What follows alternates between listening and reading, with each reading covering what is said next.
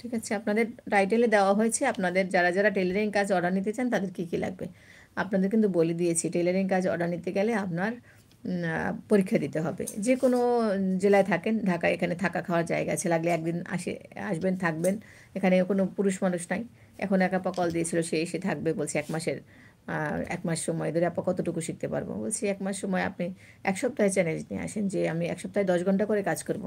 তাহলে ৭ ১০ এ ৭০ ঘন্টা। আপনারা যদি কোর্স হিসেবে করেন ৩ মাসে ৩ বারো ৩৬ ঘন্টা। ৩ বারো ৩৬ ঘন্টা, ৩ বারো ৩৬ ঘন্টা করবেন আপনি ৩ মাসে। সেখানে যদি আপনি ১০ দিনে ৭ দিনে কাজ করেন ৭ দশে ৭০ ঘন্টা, তাহলে কে সময় বেশি পেল? আপনি না আমি। আর এখানে বসে আমার সামনে থাকবেন, খাবেন, কাজ করবেন, কে কী আসে, কার সাথে কীভাবে আমি কথা বলি, কাজ করি, সবগুলো হাতেখড়ি দিয়ে একদম সব শিখে যাবেন। তাহলে লাভ আপনাদের হচ্ছে না? তো ১ মাসের জন্য কম হলেও আপনাকে ১০,০০০ টাকা। আমাকে দিবেন ৩,০০০ টাকা। আর আপনি থাকা খাওয়া সহ আলাদা ৪০০ টাকা করে প্রতিদিন দিতে হবে। তো ৭ দিনে ৪২৮, ধরেন প্রায় আরও ৩,০০০ টাকা, ৬,০০০ টাকা যাবে। আর ৪,০০০ টাকা আপনার কাপড় কিনতে হবে। বিভিন্ন রকম কাপড় কিনে ডিজাইনগুলি শিখতে হবে। সেটা তো আপনার একটা বাজেট লাগবে না? তো ১০,০০০ টাকা বাজেট নিয়ে আপনি কিন্তু সারা জীবনের জন্য স্বাবলম্বী হতে পারেন।